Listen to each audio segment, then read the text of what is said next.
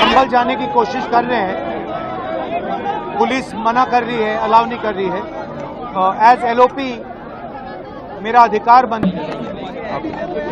राहुल जी नेता प्रतिपक्ष हैं, उनके संवैधानिक अधिकार होते हैं, वो बाकी लोगों से अलग होते हैं, उनको रोका नहीं जा सकता।